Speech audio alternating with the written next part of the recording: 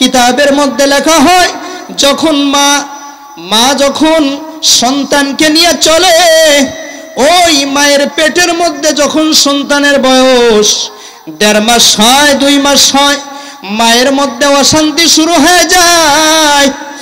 মায়ের মধ্যে যখন অস্বস্তিকর ভাব আরম্ভ হয়, মা তখন ঠিকমতো খানা পিনা করতে পারে না, ঠিকমতো ঘুমাতে পারে না।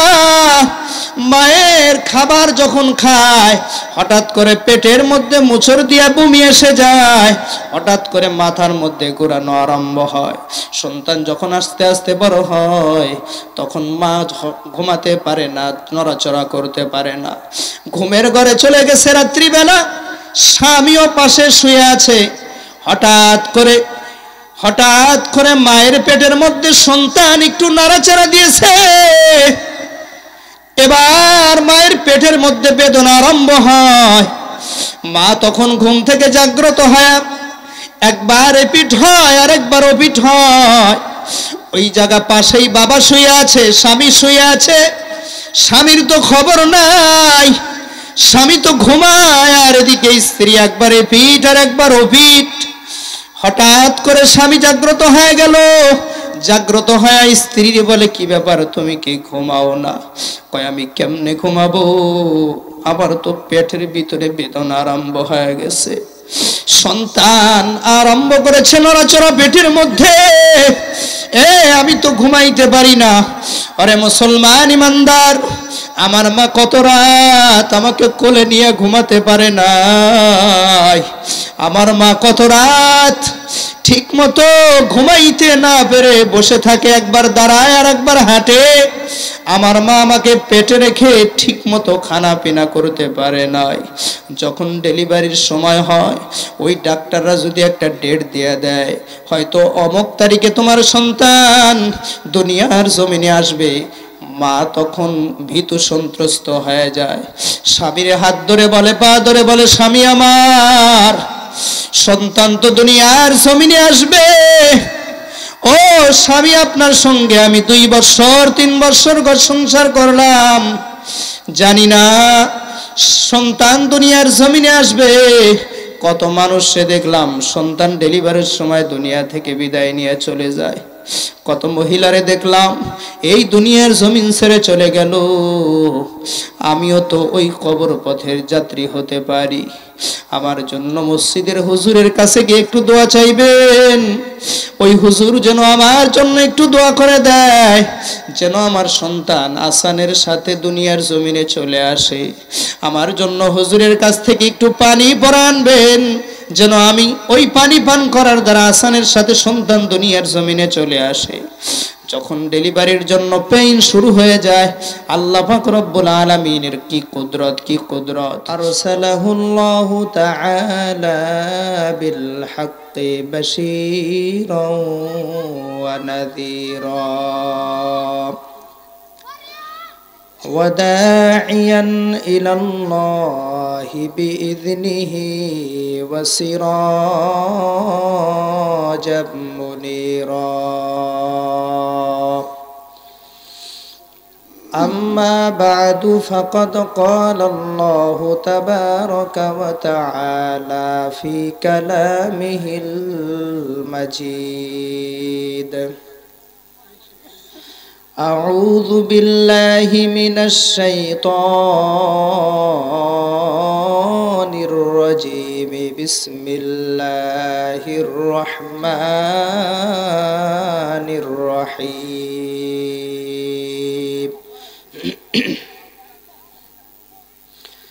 وقضى ربك ألا تعبدوا إلا إياه وبالوالدين إحسانا إما يبلغن عندك الكبر أحدهما أو كلاهما فلا تقل لهما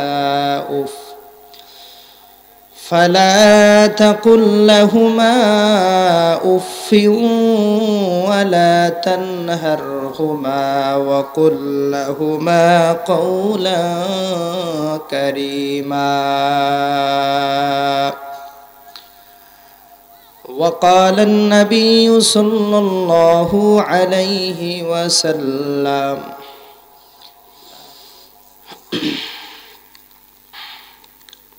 মাহমুদপুর উত্তরপাড়া মদিনাতুল উলুম হাফিজিয়া নুরানি ও ক্যাডেট মাদ্রাসা উদ্যোগে আয়োজিত ইসালে সওয়াব মাহফিল। আজকের মাহফিলের সম্মানিত সভাপতি সাহেব, প্রধান অতিথি, বিশেষ অতিথি, আমন্ত্রিত অতিথি, সম্মানিত অতিথি সহ আমন্ত্রিত উলামায়ে কেরাম, সম্মানিত উপস্থিতি, আমি আপনাদের সামনে পবিত্র কালামুল্লাহ থেকে একটি আয়াত পাঠ করেছি। রাসূলের অসংখ্য অগণিত হাদিস থেকে একটি হাদিসের আংশিক কিছু পাঠ করেছি। আল্লাহ পাক রব্বুল আলামিন আয়াত এবং হাদিসকে সামনে রেখে সংক্ষিপ্ত সময়ে গঠনমূলক কিছু আলোচনা করার জন্য ইখলাসের সাথে আমলের নিয়তে আপনাদের শোনার তৌফিক দান করেন বলে আমিন। সবাই সম্মানিত। ক্বালান নবী সাল্লাল্লাহু আলাইহি ওয়াসাল্লাম আস-সাদাকাতু তুরাদ্দুল বালা। পয়গম্বর ডাক দিয়া বলেন, ও আমার উম্মতেরা, সদকা দান খয়রাত বালা মুসিবত বিপদ আপদ দূর করে দেয়। অতএব উম্মতেরা, যদি বালা মুসিবত বিপদ আপদ থেকে বাঁচতে চাও তাহলে বেশি বেশি সদকা করো, কারণ সদকার বিনিময়ে আল্লাহ তাআলা বিপদ আপদ দূর করে দেয়। আরে মুসলমান উম্মত, আজ দুনিয়ার মানুষ কত বিপদের পরে মুসিবতের মধ্যে পড়ে দৌড়ায়। এই যে সকালবেলা দৌড়, বলে কই যাও, বলে হাসপাতালে দৌড়াই। কি হয়েছে? ছেলে একটা রাত্রিবেলা হঠাৎ করে বমি করলো, এরপর মেডিকেলে ভর্তি করা হয়। মেডিকেলে ভর্তি করেছি, লাইফ সাপোর্টের মধ্যে আছে। স্ত্রীরে সকালবেলা মেডিকেলে ভর্তি করলাম, লাইফ সাপোর্টের মধ্যে আছে। স্ত্রী অসুস্থ, সন্তান অসুস্থ, নানান রকমের বিপদ আপদ মুসিবত আসে না নাই? জোরে কত রকমের বিপদ আসলো। হঠাৎ করে ভালো মানুষ বাজারে যাওয়ার জন্য গাড়িতে উঠলো, গাড়িতে উঠে যখন যাওয়ার সময় হঠাৎ করে বাড়িতে ফোন আসছে, এ তোমার স্বামী না আব্দুর রহমান রাস্তার মধ্যে অ্যাক্সিডেন্ট করেছে, তাড়াতাড়ি আসো দৌড়াও, এ বাজারের মধ্যে নিয়ে যাওয়া হয়েছে, ওই যে বাজারে হাসপাতাল আছে, হাসপাতালের মধ্যে ভর্তি করা হয়েছে। তোমার স্বামীকে নিয়ে যাওয়া হয়েছে টাঙ্গাইল সদর হাসপাতালে, এ তাড়াতাড়ি দৌড়াও, যাও তাড়াতাড়ি যাও। কত রকমের বিপদ আপদ মুসিবত আসে। এজন্য পয়গম্বর বলেন, ও আমার উম্মতেরা, যদি বিপদ থেকে বাঁচতে চাও, যদি মুসিবত থেকে বাঁচতে চাও, তাহলে বেশি বেশি দান করো, খয়রাত করো। পয়গম্বর ঈসা আলাইহিস সালামের জামানায় এক মহিলা ছিল, তার পেশা ছিল কাপড় পরিষ্কার করা। লোকেরা তার কাছে কাপড় পরিষ্কার করতে দিত, কাপড় পরিষ্কার করে সেটারে ধুলাই করে আবার যার যার বাড়িতে পৌঁছায়া দিত। কিন্তু ওই ধূপি মহিলার একটা খাসলত ছিল, ওই মহিলা কাপড়টারে মাঝে মধ্যে চেঞ্জ করত। কাপড়টা মাঝে মধ্যে চেঞ্জ করে কাপড়টা অনেক সময় এমন হতো নষ্ট করে দিত। এই ধূপা মহিলাকে শিক্ষা দেওয়ার জন্য ধূপি মহিলার কাপড়ের গাঁটটির মধ্যে একটা সাপ ঢুকায় দেওয়া হয়েছে, যাতে করে ধূপি মহিলা যখন কাপড় ধুইতে যাবার সময় যখন ওই গাঁটটিটা খুলবে, খোলার পরে সাপ আসবে, আসার পরে সঙ্গে সঙ্গে সাপটা কামড় দিয়ে দিবে। হযরতে পয়গম্বর মুসা, হযরতে ঈসা নবীর দরবারে আসছেন লোকেরা। হযরতে ঈসা নবী তার ব্যাপারে এই কথা উম্মতকে জানায় দিল। যখন উম্মতকে মুসা নবী ঈসা পয়গম্বর জানায় দিচ্ছেন, দেওয়ার পরে এবার ওই মহিলা ওই কাপড়ের গাঁটটি নিয়ে যখন ধোয়ার জন্য নদীর পাড়ে গেছে, যাওয়ার পর যখন নদীর পাড়ে গিয়া গাঁটটিটা খুলবে, খোলার আগে এমন সময়ে ঘটনা ঘটে গেল রাস্তার মধ্যে। হঠাৎ করে এক ভিক্ষুক এসে মহিলাকে ডাক দিয়া বলে, তোমার কাছে খাবার কিছু আছে নাকি? অনেক ক্ষুধা পেয়েছে, আমারে কিছু খেতে দাও। মহিলা 3টা রুটি বানায় নিয়ে গেছে। ওই মহিলা 3টা রুটির মধ্যে একটা রুটি ভিক্ষুককে দান করে দিছে। আবার সামনের দিকে আগানোর পর আরেকজন ভিক্ষুক এসে সামনে দাঁড়ায় গেছে, আমার জন্য কিছু দাও, ক্ষুধার্ত, আমার অনেক ক্ষুধা পেয়েছে, আমাকে কিছু দাও। আবার আরেকটা রুটি ভিক্ষুককে দান করে দিছে। আবার যখন সামনের দিকে আগানোর পর আরেকজন ভিক্ষুক আসছে, আসার পরে বলে, আমাকে কিছু দাও, আমার ক্ষুধা পেয়েছে। তখন আরেকটি রুটি ভিক্ষুককে দান করে দিল। 3টা রুটি ভিক্ষুককে দান করে দেওয়ার পর ওই ভিক্ষুক, ওই গাঁটটিওয়ালা মহিলা যখন ধূপি মহিলা যখন গাঁটটিটারে খুলছে, খোলার পরে দেখে ওর ভিতর থেকে বিশাল বড় একটা সাপ বেরিয়ে আসছে। ওই সাপের মধ্যে মুখের মধ্যে লাগাম লাগায় দেওয়া। ওই সাপের মুখের মধ্যে যখন লাগাম লাগানো, ওই সাপ তো আর মহিলারে কামড়াইতে পারে না। এবার মহিলা তো ঠিকই চলে আসছে। লোকেরা মনে করছে ধূপি মহিলা কাপড় ধুইতে যাবে, যাওয়ার পর ওখানেই তো মারা যাবে। কিন্তু যখন লোকালয়ে চলে আসছে, এলাকাতে আসার পর লোকেরা হযরতে ঈসা নবীর দরবারে গিয়া বলে, ও পয়গম্বর ঈসা আলাইহিস সালাম, ওই মহিলাটা তো ফিরে চলে আসছে, কিছুই তো হলো না। আল্লাহর নবী ঈসা আলাইহিস সালাম আল্লাহর কাছে হাত তুলে বলে, আল্লাহ কি হলো কিছুই বুঝলাম না। দেখি মহিলাটা তো চলে আসলো, কিন্তু আমাকে তো ওয়াদা দেওয়া হয়েছে তাকে শেষ করে দেওয়া হবে। এবার আল্লাহ পাক রব্বুল আলামিন হযরতে ঈসা পয়গম্বরকে জানায় দেন, ও পয়গম্বর আপনি জানেন না ঘটনা একটা ঘটে গেছে। বলে কি ঘটনা? আমি তো তার শাস্তি দেওয়ার জন্য অনেক বড় বিপদ পাঠায় দেই, কিন্তু বিপদটা পাঠায় দিলেও সে এমন একটা কাজ করেছে যেই কাজের বিনিময়ে আমি আল্লাহ তাকে এই মহা বিপদ থেকে নাজাত দান করেছি। কি বিপদ? বিপদটা ছিল এই, বিপদ থেকে প্রতিকারের উপায় কি? বলে উপায়টা হলো, এই মহিলা যখন বের হয় 3টা রুটি নিয়ে বের হয়। 3টা রুটি নিয়ে যখন বের হয়েছে, এবার যখন রাস্তার মধ্যে যায়, একে একে 3জন ভিক্ষুক তার কাছে সওয়াল করেছে। একে একে 3জন ভিক্ষুককে সে 3টা রুটি দান করে দেয়। সে ক্ষুধার্ত অবস্থায় থাকে, ক্ষুধার্ত অবস্থায় থেকে যখন দান করে দিয়েছে, আল্লাহর কাছে এই দান অনেক প্রিয় হয়ে গেছে, অনেক মহাব্বতের হয়ে গেল। এজন্য আল্লাহ পাক রব্বুল আলামিন একজন ফেরেশতারে ডাক দিয়া বলেন, ও ফেরেশতা যাও গিয়া ওই সাপের মুখের মধ্যে লাগাম এঁটে দাও, যেন ওই সাপটা মহিলাকে কামড় দিতে না পারে। আল্লাহ তাআলা এইভাবেই দানের দ্বারা মানুষকে বিপদ থেকে হেফাজত করেন। ভাইরা আমার, বিপদ আপদ মুসিবত আসতে পারে কিনা জোরে বলেন? আসতে পারে, অসম্ভবের কিছু নাই। অতএব বিপদ মুসিবত থেকে হেফাজতের জন্য আল্লাহর পক্ষ থেকে যেহেতু ওয়াদা দেওয়া হয়েছে দান খয়রাত করা, এজন্য আমরা মন খুলে প্রাণ খুলে এ প্রতিষ্ঠানের জন্য অর্থ দিয়ে শ্রম দিয়ে সাহায্য করব তো ইনশাআল্লাহ। সবাই রাজি আছেন ইনশাআল্লাহ? আজ পৃথিবীতে আমরা বেঁচে আছি একজন আরেকজনের দয়া স্নেহ মায়া মমতা দিয়েই বেঁচে আছি, ঠিক কিনা জোরে বলেন? আল্লাহ তাআলা দুনিয়াতে আমাদেরকে প্রেরণ করেছেন। আমরা যখন দুনিয়াতে জন্মগ্রহণ করেছি, আমরা প্রত্যেকেই যার যার অধিকার নিয়ে জন্মগ্রহণ করেছি, ঠিক কিনা জোরে বলেন? অধিকার নিয়ে। যেমন আমি বান্দা হিসেবে আল্লাহর কাছে আমার একটা পাওনা আছে, আল্লাহ তাআলা আমার রব হিসাবে আমার কাছেও আল্লাহর একটা পাওনা আছে। আচ্ছা, শফিকুল ভাই 1000 টাকা, শামসুর সরকার 1000 টাকা আল্লাহ তাআলা, হ্যাঁ ও হালিম সরকার 1000 টাকা, আল্লাহ তাআলা ওনাদের দানকে কবুল করেন ইনশাআল্লাহ। হযরত আলী 300 টাকা, আল্লাহ তাআলা ওনাদের দান কবুল করেন। হ্যাঁ 100 টাকা করে আর অনেকেই দিয়েছেন, সবার জন্য দোয়া করবে ইনশাআল্লাহ। জন্মগ্রহণ করেছি বান্দা হিসেবে, আমার একটা অধিকার আছে, পাওনা আছে আল্লাহর কাছে। আবার তিনি যে আমার রব হিসেবেও আমার কাছে একটা পাওনা আছে, ঠিক কিনা জোরে বলেন? আমি বাবা হিসেবে জন্মগ্রহণ করেছি, আমার বাবার অধিকার আছে। আরেকজন মা বোনেরা পর্দার আড়ালে আছেন, মা হিসাবে যিনি দুনিয়াতে আসছেন, তারও একটা অধিকার আছে। সন্তান জন্মগ্রহণ করলো, সন্তানেরও একটা অধিকার আছে, ঠিক কিনা জোরে বলেন? কিন্তু কথা হলো আল্লাহ পাক রব্বুল আলামিন আমাদেরকে দোয়া করবে ইনশাআল্লাহ।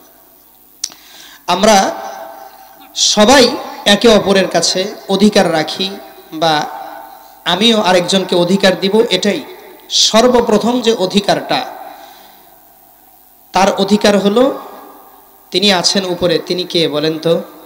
আল্লাহ। তিনি আমাদের রব, তিনি আমাদের খালিক। প্রতিদিন আমরা সূরাতুল ফাতিহার মধ্যে, প্রত্যেক দিন নামাজের মধ্যে প্রত্যেক রাকাতেই পড়ি আলহামদুলিল্লাহি রাব্বিল আলামিন। সমস্ত প্রশংসা মহান পালনকর্তার জন্য, যিনি জগতের প্রতিপালক, লালন পালনকারী। তো তার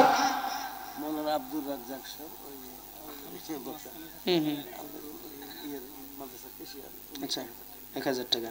আচ্ছা আমাদের কেশিয়ার সাহেব 1000 টাকা দোয়া করব ইনশাআল্লাহ। তো আল্লাহ পাক রব্বুল আলামিন আমাদের এই অধিকার যে দিয়েছেন, এক একজনের অধিকার আছে। তো সর্বপ্রথম যিনি অধিকারের হকদার তিনি হলেন একমাত্র কে? আল্লাহ তাআলা। আওয়াজ দিবেন, সবাই আওয়াজ দিবেন, তিনি কে? আল্লাহ। এজন্য সর্বপ্রথম কার প্রশংসা? আল্লাহ তাআলার প্রশংসা। ওই মহান রব, সংক্ষিপ্ত আকারে আমি আলোচনা করব, ওই মহান রব তিনি আমাদেরকে অনেক বড় একটা মেসেজ দিয়েছেন এই আয়াতের মধ্যে। قال الله تبارك وتعالى وقضى ربك ألا تعبدوا إلا إياه। আল্লাহ তাআলা ডাক দিয়া বলেন, ও দুনিয়ার মানুষ, আমি আল্লাহ পাক রব্বুল আলামিন তোমার জন্য ফয়সালা করলাম। আমি আল্লাহর পক্ষ থেকে তোমার জন্য ফয়সালা, চূড়ান্ত ফয়সালা আমি আল্লাহ তোমার জন্য ঘোষণা করলাম, আমি ছাড়া আর কারো ইবাদত করা যাবে না, দাসত্ব করা যাবে না, গোলামি করা যাবে না। একমাত্র আমার গোলামি করবা, আমার দাসত্ব করবা। আমার দাসত্বের মধ্যে, আমার গোলামিয়াতের মধ্যেই তোমার সবচাইতে বড় সফলতা আছে। আল্লাহ তাআলা গোলামের কথা বললেন, তার গোলামিয়াতের কথা বললেন, এটা আল্লাহর পক্ষ থেকে চূড়ান্ত ফয়সালা। কজা অর্থ হলো চূড়ান্ত ফয়সালা। আমাদের দেশের যদি প্রধান বিচারপতি একটা ফয়সালা করে দেয়, এর জন্য আপিলের সুযোগ আছে না নাই? আপিলের কিন্তু সুযোগ আছে। মহান রব্বুল আলামিন একটা ফয়সালা করবেন, তো ফয়সালা করে দিলে সেখানে কিন্তু আর আপিলের কোনো সুযোগ নাই। আল্লাহ তাআলা ফয়সালা করে বলেন, আল্লাহ তা'বুদু ইল্লা ইয়া, ও বান্দারা আমি ছাড়া কারো ইবাদত করতে পারবা না, আমি ছাড়া আর কারো গোলামি করতে পারবা না। এ বান্দা, আমি ছাড়া কারো গোলামি নাই, তার কারণ আমি আল্লাহ তোমারে সৃষ্টি করেছি, আমি আল্লাহ তোমার রব, আমি আল্লাহ তোমার লালন পালনকারী, আমি আল্লাহ ইহসান করে দুনিয়াতে তোমারে পাঠাইলাম। আমার গোলামিয়াত ছাড়া তোমার অন্য কোনো মানুষের সামনে, অন্য কোনো মাখলুকের সামনে মাথা নত করা যাবে না। কিন্তু আমি আল্লাহ ওই দুনিয়ার জমিনে তোমারে পাঠাইলাম। বলে পাঠানোর জন্য একটা ওসিলা লাগে। আমরা ছিলাম আলমে আরওয়াহের মধ্যে, রূহ জগতের মধ্যে ছিলাম। রূহ জগৎ থেকে আল্লাহ পাক রব্বুল আলামিন দুনিয়ার জমিনে আমাদেরকে প্রেরণ করলেন। রূহ জগৎটা একটা জগৎ, আর দুনিয়ার জগৎটা আর একটা জগৎ। এই জগৎ থেকে ওই জগৎ, ওই জগৎ থেকে এই জগতে আসার জন্য একটা সিঁড়ি আছে। সেই সিঁড়িটা হলো মা বাবা। মা বাবা হয়েই আমরা দুনিয়ার জমিনে আসছি, ঠিক কিনা জোরে কন? মা বাবা ছাড়া কি কেউ আসতে পারছে দুনিয়ায়? কেউ আসতে পারে নাই। মা বাবা দিয়েই দুনিয়াতে আসলাম। মুসলমান ইমানদারেরা, মা বাবা দিয়ে দুনিয়ার জমিনে আসলাম।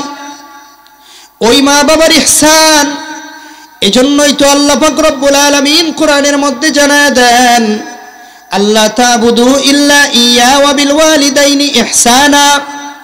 ও বান্দা, আমার ইবাদতের পর, আমার দাসত্ব করার পর, আমার গোলামি করার পর তোমার জন্য আরেকটি সবচাইতে বড় ইহসান তোমার মা বাবা। তোমার মা বাবার উপরে ইহসান করো, তোমার মা বাবার উপরে দয়া করো। তার কারণ দুনিয়াতে যখন তুমি আসলা, দুনিয়ার চমুকটা যখন দেখলা, দুনিয়ার সূর্যটারে যখন দেখলা, দুনিয়ার চাকচিক্যটারে যখন দেখলা, তুমি দেখছো তোমার মা দিয়া, তোমার বাবা দিয়া। ভাইরা আমার, আল্লাহ তাআলা কোরআনুল কারীমের মধ্যে মানব সৃষ্টির ধারা বর্ণনা করে বলেন, আমি আল্লাহ পাক রব্বুল আলামিন মানুষকে সৃষ্টি করলাম। ও মানুষ, তুমি একটু চিন্তা করো, একটু ভাবো, তোমারে কোন জায়গা থেকে আমি আল্লাহ তোমারে তৈরি করলাম। আল্লাহ তাআলা বলেন, ইয়াখরুজু মিন বাইনিস সুলবি ওয়াত তারাইব। আল্লাহ তাআলা বলেন, তোমার বাবার পৃষ্ঠদেশ থেকে এক ফোঁটা নাপাক পানি, আর তোমার মায়ের বক্ষদেশ থেকে এক ফোঁটা নাপাক পানি আমি আল্লাহ তোমার মায়ুর জরায়ুর মধ্যে যখন একত্রিত করে দিলাম, জমা করে দিলাম, দেওয়ার পর তোমার মায়ের পেটের মধ্যে যখন তুমি আস্তে আস্তে বড় হও, আল্লাহ তাআলা ডাক দিয়া বলেন, ফা ইন্না খলাকনাকুম মিন তুরাব সুম্মা মিন নুতফা সুম্মা মিন আলাকা। আল্লাহ তাআলা বলেন, বান্দা তোরে আমি সর্বপ্রথম নাপাক পানি থেকে জমাট রক্ত বানাইলাম। জমাট রক্ত বানানোর পর আমি আল্লাহ তোমাকে প্রতি 40 দিনে পরিবর্তন করতে লাগলাম। এক পর্যায়ে পরিবর্তন হতে হতে হতে হতে একটা পর্যায়ে গিয়া তুমি জমাট রক্ত থেকে যখন মাংসের পিণ্ড ধারণ করলা, মাংসের পিণ্ড থেকে আস্তে আস্তে তুমি বড় হও। একটা পর্যায়ে মায়ের পেটের মধ্যে তোমার হাত হলো, পা হলো, পেট হলো, পিঠ হলো, সব কিছু হয়ে গেল। একটা তাজা মানুষের মধ্যে আর একটা মানুষ আস্তে আস্তে বড় হয়, আস্তে আস্তে বড় হয়। কিতাবের মধ্যে লেখা হয় যখন মা যখন সন্তানকে নিয়ে চলে, ওই মায়ের পেটের মধ্যে যখন সন্তানের বয়স 1.5 মাস হয়, 2 মাস হয়, মায়ের মধ্যে অশান্তি শুরু হয়ে যায়। মায়ের মধ্যে যখন অস্বস্তিকর ভাব আরম্ভ হয়, মা তখন ঠিক মতো খানা পিনা করতে পারে না, ঠিক মতো ঘুমাতে পারে না। মায়ের খাবার যখন খায় হঠাৎ করে পেটের মধ্যে মোচড় দিয়া বমি এসে যায়, হঠাৎ করে মাথার মধ্যে ঘোরানো আরম্ভ হয়। সন্তান যখন আস্তে আস্তে বড় হয় তখন মা ঘুমাতে পারে না, নড়াচড়া করতে পারে না। ঘুমের ঘরে চলে গেছে রাত্রিবেলা, স্বামীও পাশে শুয়ে আছে। হঠাৎ করে মায়ের পেটের মধ্যে সন্তান একটু নাড়াচাড়া দিয়েছে। এবার মায়ের পেটের মধ্যে বেদনা আরম্ভ হয়। মা তখন ঘুম থেকে জাগ্রত হয়, একবার এপিঠ হয় আর একবার ওপিঠ হয়। ওই জায়গা পাশেই বাবা শুয়ে আছে, স্বামী শুয়ে আছে। স্বামীর তো খবর নাই, স্বামী তো ঘুমায়, আর এদিকে স্ত্রী একবার এপিঠ আর একবার ওপিঠ। হঠাৎ করে স্বামী জাগ্রত হয়ে গেল। জাগ্রত হয়ে স্ত্রীর বলে, কি ব্যাপার, তুমি কি ঘুমাও না? কয়, আমি কেমনে ঘুমাবো, আমার তো পেটের ভিতরে বেদনা আরম্ভ হয়ে গেছে। সন্তান আরম্ভ করেছে নড়াচড়া পেটের মধ্যে, আমি তো ঘুমাইতে পারি না। আরে মুসলমান ইমানদার, আমার মা কত রাত আমাকে কোলে নিয়ে ঘুমাতে পারে না। আমার মা কত রাত ঠিক মতো ঘুমাইতে না পেরে বসে থাকে, একবার দাঁড়ায় আর একবার হাঁটে। আমার মা আমাকে পেটে রেখে ঠিক মতো খানা পিনা করতে পারে নাই। যখন ডেলিভারির সময় হয়, ওই ডাক্তাররা যদি একটা ডেট দিয়ে দেয়, হয়তো অমুক তারিখে তোমার সন্তান দুনিয়ার জমিনে আসবে, মা তখন ভীতু সন্ত্রস্ত হয়ে যায়। স্বামীর হাত ধরে বলে, পা ধরে বলে, স্বামী আমার, সন্তান তো দুনিয়ার জমিনে আসবে। ও স্বামী, আপনার সঙ্গে আমি 2 বছর 3 বছর ঘর সংসার করলাম, জানি না সন্তান দুনিয়ার জমিনে আসবে। কত মানুষে দেখলাম সন্তান ডেলিভারির সময় দুনিয়া থেকে বিদায় নিয়ে চলে যায়। কত মহিলারে দেখলাম এই দুনিয়ার জমিন ছেড়ে চলে গেল। আমিও তো ওই কবর পথের যাত্রী হতে পারি। আমার জন্য মসজিদের হুজুরের কাছে গিয়ে একটু দোয়া চাইবেন। ওই হুজুর যেন আমার জন্য একটু দোয়া করে দেয়, যেন আমার সন্তান আসানের সাথে দুনিয়ার জমিনে চলে আসে। আমার জন্য হুজুরের কাছ থেকে একটু পানি পড়া আনবেন, যেন আমি ওই পানি পান করার দ্বারা আসানের সাথে সন্তান দুনিয়ার জমিনে চলে আসে। যখন ডেলিভারির জন্য পেইন শুরু হয়ে যায়, আল্লাহ পাক রব্বুল আলামিনের কি কুদরত। যখন ডেলিভারির পেইন শুরু হয়, সন্তান দুনিয়ার জমিনে আসবে, হয়তো এমন পরিবেশ পরিস্থিতিও হয়, স্বামীকে বলে, স্বামী আমার বিদায় দিয়ে দাও, ও স্বামী আমার বিদায় দিয়ে দাও। না জানি এই ঘরে আর আমি আসতে পারবো কিনা জানা নাই। ও স্বামী, মেহেরবানি করে আমারে মাফ করে দাও। আমি যদি ওই দুনিয়ার জমিন ছেড়ে চলে যাই, মেহেরবানি করে আমারে মাফ করে দিও। মনে যদি কষ্ট পাও, আমারে মাফ করে দিও। আমি এই যে সংসার রইল, সব কিছু রইল, দেখে রাখবা, আর আমার সন্তানটারে দেখে রাখবা। মুসলমান ভাই, লক্ষ্য করে দেখেন, আজ কত মা সন্তানটারে দুনিয়ার জমিনে আসার সময় বিদায় নিয়ে চলে গেল। কত সন্তান আজ দুনিয়ার জমিনে আছে, বলে তোমার মা নাই, বলে হুজুর আমার মা নাই। বলে কি হয়েছে, মারা গেছে নাকি? বলে হ্যাঁ। হুজুর আমার মা মারা গেছে। বলে কেমনে মারা গেল? বলে দুর্ভাগ্য হুজুর, আমি আমার মাকে দেখতে পাই নাই। বলে আমি যখন দুনিয়ায় আসি আমার মা ওই সময় দুনিয়া থেকে বিদায় নিয়ে চলে যায়। আমি দুনিয়ায় বেঁচে আছি কিন্তু আমার মা দুনিয়ার জমিনে বেঁচে নাই। আরে মুসলমান, একটু তাকায়া দেখো, আজ কত মা ওই সন্তানটার দুনিয়াতে যখন দুনিয়ার চারে যখন দেখবে, ওই যে হসপিটালের মধ্যে চলে গেছে, ডাক্তার ডাক দিয়া বলে নরমাল ডেলিভারি হবে না, হবে না। ডাক্তার বলে এখন সিজারের প্রয়োজন, সিজারের প্রয়োজন, সিজার করতে হবে।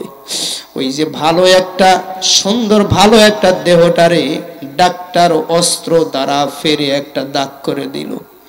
একটা মায়ের যখন অপারেশনের মাধ্যমে সন্তানটাকে দুনিয়ার জমিনে আনা হয়, একটা মেয়ের জীবনে অনেক বড় ধাক্কা লাগে। মুসলমান ইমানদার, এজন্য আল্লাহ পাক রব্বুল আলামিন ডাক দিয়া বলেন, এ বান্দা আমার ইহসানের পর, আমার দয়া করার পর তুই তোর মা বাবার খেদমত করবি, মা বাবার প্রতি ইহসান করবি। মা যখন দুনিয়ার জমিনে যখন সন্তানকে ভূমিষ্ঠ করে দেয়, যখন সন্তান দুনিয়ার জমিনে চলে আসছে, ভাইরা আমার, আল্লাহর কত বড় ইহসান, কত বড় কুদরত। আল্লাহ পাক রব্বুল আলামিন আমাদের জন্য আমার মায়ের স্তনের মধ্যে দুনিয়াতে আসার আগেই খাবারের ব্যবস্থা করে রেখেছে। জোরে বলেন রাজ্জাক কে? রিজিক দাতা কে? জোরে বলেন কে? রিজিক দাতা আল্লাহ। আল্লাহ তাআলা এজন্য ডাক দিয়া বলেন, ইমামে কুরতুবী রাহমাতুল্লাহি আলাইহি তাফসীরে কুরতুবীর মধ্যে নিয়ে আসেন, আল্লাহ পাক রব্বুল আলামিন আয়াতের মধ্যে বলছেন, বান্দা এক নম্বর আমার গোলামি কর, আমার দাসত্ব কর, আমার দাসত্বর পরেই তোর মা বাবার প্রতি ইহসান কর, দয়া কর। মুফাসসিরিন ইকরাম ডাক দিয়া বলেন, ও দুনিয়ার মানুষ, তোমরা কি জানো আল্লাহ তাআলা নিজের ইবাদতের পর, নিজের দাসত্ব করার পর, নিজের গোলামি করার পর কেন মা বাবার কথা বললেন? বলে এই দুনিয়ার মুখ দেখেছি এক নম্বর আল্লাহ পাঠাইছেন, দুই নম্বর মা বাবার ইহসানের কারণেই দুনিয়ার জমিনের মুখ দেখেছি। ঠিক কিনা? জোরে কর। ভাইরা আমার, বন্ধুরা আমার, যখন আমি দুনিয়ার জমিনে চলে আসলাম, আসার পরে মা সন্তানকে দেখার জন্য ব্যাকুল হয়। ওই মা তখন পাগল পারা হয়ে যায় সন্তানকে দেখার জন্য।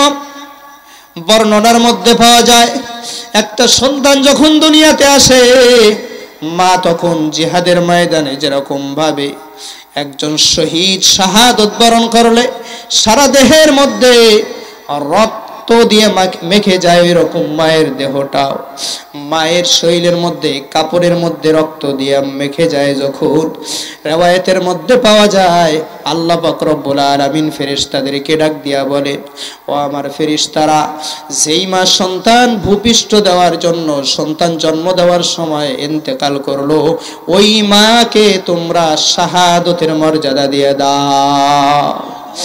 আর যদি কোনো মা সন্তান দুনিয়াতে জন্ম দেওয়ার সময় মারা না যায়, ওই মাকে গাজীর খাতার মধ্যে নাম লিখে দেওয়া হয়। কোন খাতার মধ্যে? গাজীর খাতা। অতএব মা মরলে শহীদ, না মরলে গাজী। ঠিক কিনা? জোরে বলেন। মা দেখার জন্য পাগল পারা হয়ে গেছে। মায়ের সন্তান, মা সন্তানকে দুধ পান করাবে, পাগল পারা হয়ে গেছে। যখন ওই মা সন্তানের মুখটারে দেখে, দেখার সঙ্গে সঙ্গে আল্লাহ তাআলা বলেন, মার বুকের মধ্যে যত দুঃখ কষ্ট আমি আল্লাহ সব দুঃখ কষ্ট ধুয়ে মুছে পরিষ্কার করে দে।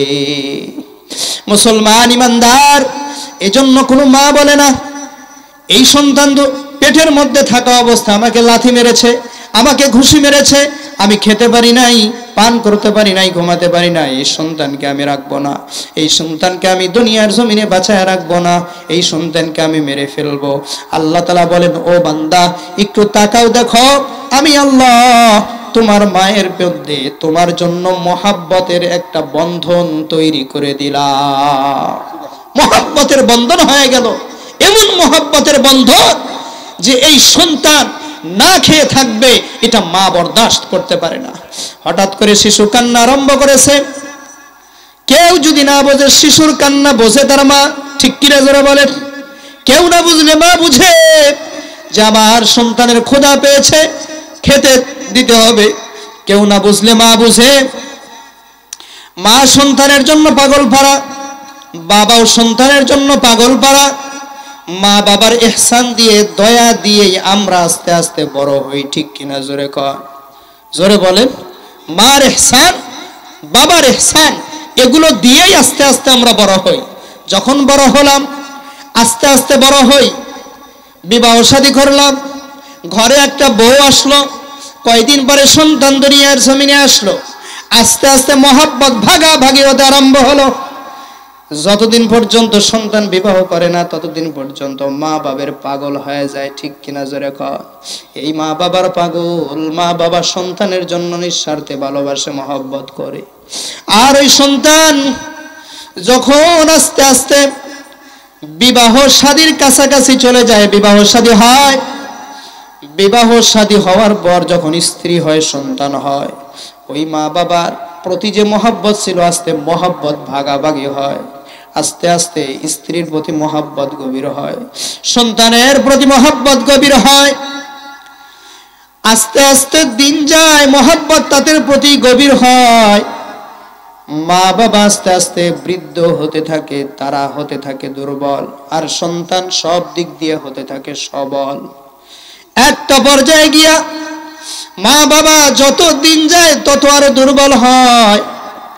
বাবা দুর্বল হয়, মা দুর্বল হয়, সন্তান সবল। সন্তানের ঘরে সুন্দর স্ত্রী আছে, সন্তানের ঘরে এবার আরো সন্তান চলে আসছে। একটা পর্যায়ে গিয়া এমন হয়, এবার মা বাবার প্রতি যে একটা মহাব্বত, ভালোবাসা সন্তানের মধ্যে আস্তে আস্তে কমতে আরম্ভ করে, কমতে আরম্ভ করে। এই জন্য আল্লাহ তাআলা কোরআনের মধ্যে ডাক দিয়া বলেন, ইম্মা ইয়াবলুগান্না ইনদাকাল কিবার আহাদুহুমা আও কিলাহুমা ফালা তাকুল লাহুমা উফ। আল্লাহ তাআলা ভালো করে জানেন, মা বাবা যখন সন্তানকে ছোট থেকে বড় করে, তখন সন্তান মা বাবা ছাড়া কিছুই বোঝে না। কিন্তু যখন আস্তে আস্তে মা বাবা বার্ধক্যে যায়, সন্তান যখন আস্তে আস্তে বড় হয়, তখন মা বাবা যখন একটা থেকে দুইটা কথা বলে, সন্তান রেগে যায়। যখন বার্ধক্যে চলে যায়, বার্ধক্যে যাওয়ার পর সন্তান মা বাবার প্রতি মহব্বত আস্তে আস্তে কমে আসে। এইটা তো আল্লাহ ভালো করে জানেন। এজন্যই আল্লাহ তাআলা বলেন, ইম্মা ইয়াবলুগান্না ইনদাকাল কিবার আহাদুহুমা, বার্ধক্যে চলে গেল দুইজনে, মা অথবা বাবা, অথবা আও কিলাহুমা, অথবা দুইজনে, ফালা তাকুল লাহুমা উফ, ফালা তাকুল লাহুমা উফ। আল্লাহ 5টা আদেশ দিয়েছেন সন্তানকে। কয়টা আদেশ দিয়েছেন? 5টা আদেশ দিয়েছেন। 1 নাম্বার, ফালা তাকুল লাহুমা উফ, ও বান্দা, মা বাবার সামনে উফ শব্দ করবা না। মুফাসসিরিন ইকরাম ডাক দিয়া বলেন, ও দুনিয়ার মানুষ, আল্লাহ তাআলা উফ শব্দ ব্যবহার করেছেন, এই শব্দের নিচে আর কোনো শব্দ নাই। এমন একটা শব্দ ব্যবহার করা, যেই শব্দ ব্যবহারের কারণে বাবা হালকা সামান্য একটু মনের মধ্যে আঘাত পেয়ে উফ শব্দ করবে, আমার ধ্বংসের জন্য এটাই যথেষ্ট, ঠিক কিনা জোরে কর? এটাই যথেষ্ট। অতএব এমন কোনো কথা, এমন কোনো কাজ আবার আপনার দ্বারা যেন না হয়, মা বাবা কষ্ট পেয়ে উফ শব্দ বলতে পারে। 1 নম্বর, উফ বলা যাবে না। ওয়ালা তানহারহুমা, আল্লাহ তাআলা ডাক দিয়া বলেন, ধমক দেওয়া যাবে না। মা বাবারে আজ কত মানুষ ধমক তো আছেই, সাথে সাথে পিটাও দেয়, ঠিক কিনা জোরে কর?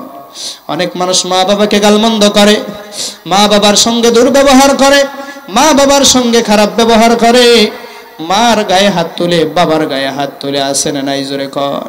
হে মুসলমান, মনে রাখবা, মনে রাখবা, আল্লাহ নবী সাল্লাল্লাহু আলাইহি ওয়াসাল্লাম বলেন, হুমা জান্নাতুকা ওয়া নারুকা, ও আমার উম্মতেরা, তোমার মা বাবা তোমার জন্য জান্নাত অথবা তোমার জন্য জাহান্নাম। অতএব জান্নাত জাহান্নাম তোমার ব্যাপার। তুমি কি জান্নাতে যেতে চাও নাকি? যদি তুমি জান্নাতে যেতে চাও, মা বাবার খেদমত করো, আর যদি জান্নাতে না যেতে চাও, তাহলে মা বাবার সঙ্গে বেয়াদবি করো। পয়গম্বর সাল্লাল্লাহু আলাইহি ওয়াসাল্লাম আরেক বর্ণনার মধ্যে বলছেন, বাবা তোমার জান্নাতের দরওয়াজা। এ উম্মত, তুমি কি জান্নাতে যেতে চাও? বলে জান্নাতে যদি যেতে চাও, ওই জান্নাতের একটা দরওয়াজা তোমার বাবা। বাবার সঙ্গে ভালো ব্যবহার করো, মায়ের সঙ্গে ভালো ব্যবহার করো। পয়গম্বর সাল্লাল্লাহু আলাইহি ওয়াসাল্লাম আরেকটা হাদিসের মধ্যে জানায় দেন, আল জান্নাতু তাহতা আকদামিল উম্মাহাত। আল্লাহর নবী বলেন, তোমার জান্নাত তোমার মায়ের পায়ের নিচে। ঠিক কিনা জোরে কর। মায়ের পায়ের নিচে জান্নাত। আল্লাহ তাআলা মায়ের জাতিকে, মাকে কতটা অধিকার দিয়েছেন, কতটা সম্মান দিয়েছেন, কতটা মর্যাদা দিয়েছেন। এটাই হলো নারীর অধিকার, এটাই হলো মায়ের অধিকার। কিন্তু আজ পশ্চিমা বিশ্ব তারা নারী অধিকারের নামে তারা আজ মুসলমানদের মধ্যে একটা আওয়াজ ঢুকায় দিয়েছে, সেটা হলো নারীদেরকে অধিকার দিব। তারা নারীদের অধিকার দিতে গিয়া আজ নারীদের, মুসলিম উম্মার নারীদের লাঞ্ছিত, অপমানিত, অবহেলিত এবং তাদের শরীর থেকে, তাদের দেহ থেকে কাপড় আলাদা করে ফেলার ষড়যন্ত্র করছে। ঠিক কিনা জোরে বলে? তারা এটারে অধিকার বলেনি, এটারে অধিকার করে। তাদের যে অধিকার, এই অধিকার হলো আকাম্য অধিকার। ঠিক কিনা জোরে কর। আর আল্লাহ তাআলা নারীকে যে অধিকার দিয়েছেন, আল্লাহ তাআলা নারীর যে অধিকার দিয়েছেন, এই অধিকার হলো নারীদের ইজ্জত সম্মানের অধিকার। ঠিক কিনা জোরে বলেন? ইজ্জত সম্মান, এর চেয়ে বড় ইজ্জত আর কি হতে পারে? রাসূলুল্লাহ বলছেন, তোমার মায়ের খেদমত করো, কারণ তোমার মায়ের পায়ের নিচেই তোমার জন্য জান্নাত। এর চেয়ে বড় খেদমত আর কি হতে পারে? এর চেয়ে বড় একজন নারীর ইজ্জত সম্মান আর কি হতে পারে? ভাইরা আমার, পয়গম্বর সাল্লাল্লাহু আলাইহি ওয়াসাল্লাম মায়ের সাথে ভালো ব্যবহারের কথা বললেন, বাবার সঙ্গে ভালো ব্যবহারের কথা বললেন। এরপর ওয়ালা তানহারহুমা, 3 নম্বরে আল্লাহ বলছেন, ওয়াকুল্লাহুমা কওলান কারীমা। ওয়াকুল্লাহুমা কওলান কারীমা। মাকে ধমক তো দিতেই পারবা না। মায়ের সাথে যখন কথা বলো, বাবার সঙ্গে যখন কথা বলো, বিনয়ের সাথে বলো, বিনয়ের সাথে, নম্রতার সাথে। আব্দুর রহমান খালি সবসময় ডাকাডাকি করে, আছে না নাই? জোরে কর। কিরে বাবা, তোর একটু ডাক দিলাম, তুই লাফায় ওঠো কেন, চিল্লাও কেন? বলে মা যখন ডাক দিবে, আম্মা কি বলেন, মা তোমার কি লাগবে? বাইজিদ বুস্তামি রহমাতুল্লাহি আলাইহি, সবাই তার ঘটনা জানে। বাইজিদ অনেক বড় বুজুর্গ। ঠিক কিনা জোরে কর। হযরতে বাইজিদ বুস্তামি রহমাতুল্লাহি আলাইহি এক গিলাস পানি মাকে দেওয়ার কারণে আল্লাহ পাক রব্বুল আলামিন মায়ের দোয়াকে কবুল করে তাকে বিশ্ব ওলি বানায়া দিছে। মায়ের দোয়া লও হে মুমিন, মায়ের দোয়া লও, মায়ের দোয়া লও হে মুমিন, মায়ের দোয়া লও। বিপদে পড়বে না তুমি যখন যেথায় যাও, বিপদে পড়বে না তুমি যখন যেথায় যাও। মায়ের দোয়া লও হে মুমিন, মায়ের দোয়া লও, মায়ের দোয়া লও হে মুমিন, মায়ের দোয়া লও। একটি গিলাস পানির তরে বাইজিদেরই কোলে তুলে, একটি গিলাস পানির তরে বাইজিদেরই কোলে তুলে, হাত তুলে মা বলে বাইজিদিকে ওলি বানাও, হাত তুলে মা বলে বাইজিদিকে ওলি বানাও। মায়ের দোয়া লও হে মুমিন, মায়ের দোয়া লও, মায়ের দোয়া লও হে মুমিন, মায়ের দোয়া লও। বিপদে পড়বে না তুমি যখন যেথায় যাও, বিপদে পড়বে না তুমি যখন যেথায় যাও। মায়ের দোয়া লও হে মুমিন, মায়ের দোয়া লও, মায়ের দোয়া লও হে মুমিন, মায়ের দোয়া লও। মুসলমান ইমানদারেরা, মা বাবার সঙ্গে ভালো ব্যবহার করেন, মাকে সম্মান করেন, শ্রদ্ধা করেন। মা যদি দোয়া করে দেয়, ওই দোয়াই আল্লাহর দরবারে কবুল হয়ে যায়। ও মুসলমান, বাইজিদ বুস্তামি আল্লাহর কাছে দোয়া করছেন, ও আল্লাহ,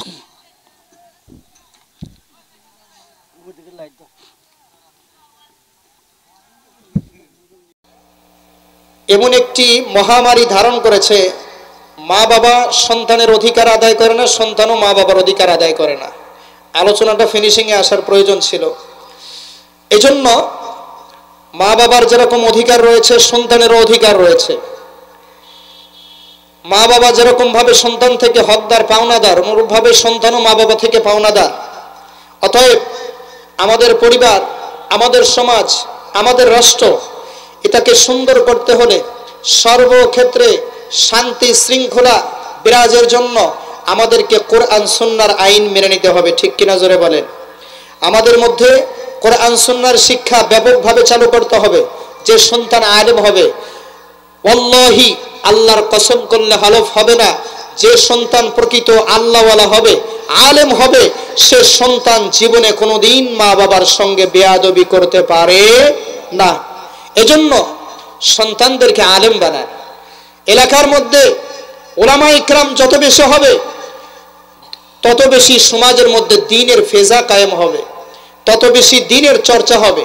এজন্য এই যে বিষয় আলোচনা করলাম, আদার্স এর সাথে আরো যত বিষয় রয়েছে, এই সমস্ত কিছুকে সর্বক্ষেত্রে সুন্দরভাবে পরিচালনার জন্য আমার একটা সুন্দর চিন্তা চেতনা থাকবে। সেটা হলো যে আমার সন্তানকে আমি মাদ্রাসায় পড়ে বড় আলেম বানাবো, সে একজন আলেম হবে, সে একজন হাফেজে কোরআন হবে, আর এই সন্তান কোনোদিন মা বাবার সঙ্গে বেয়াদবি করবে না। এই জন্য ভাইরা আমার, আপনাদেরকে যে বিষয়টা আমি বলতে চাই সেটা হলো ঘরে ঘরে সুসন্তানের প্রয়োজন আছে না নাই? জোরে বলেন আছে না নাই?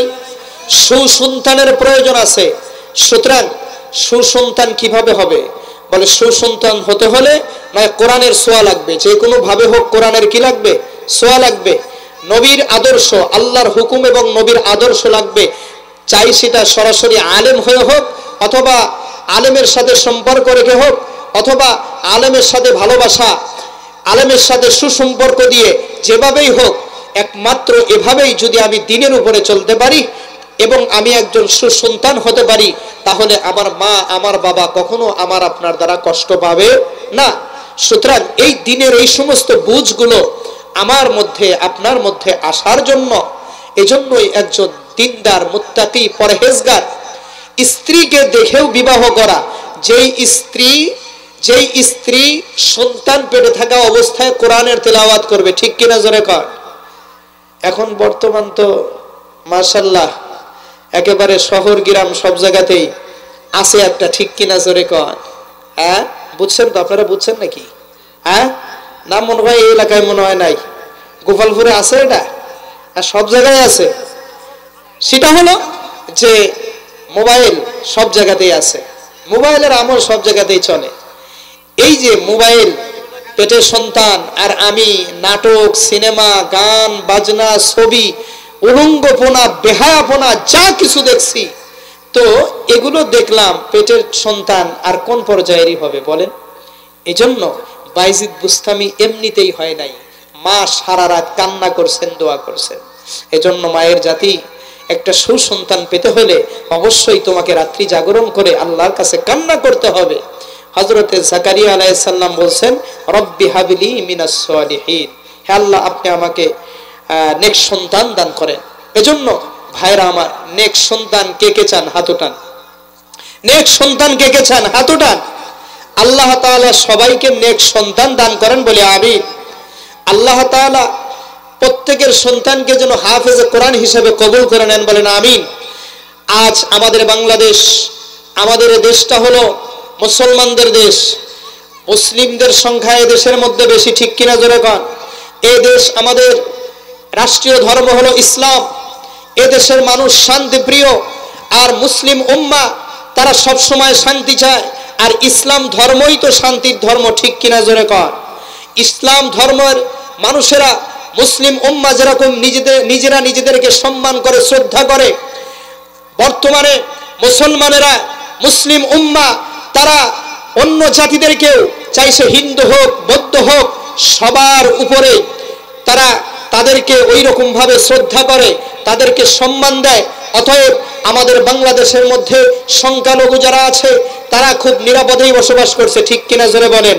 5ই আগস্টের পরে গিয়া যে সময় দেশের মধ্যে বিভিন্ন রকমের লুটপাট আরম্ভ হয়েছে, তখন প্রতিটি মন্দিরে মন্দিরে মুসলমানের ছেলেরা, মাদ্রাসার ছেলেরা মন্দির পাহারা দিয়েছে, ঠিক কিনা জোরে কর।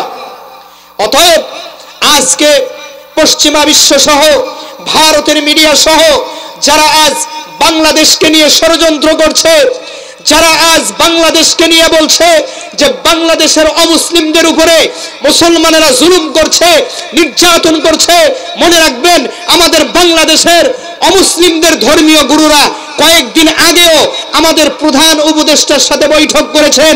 তারা কথা জানিয়েছেন আমরা বাংলাদেশের মধ্যে খুব শান্তির সাথে বসবাস করছি, এদেশের মুসলমান খুবই ভালো, এদেশের মুসলমান আমাদের যথাযথ অধিকার দিয়েছে।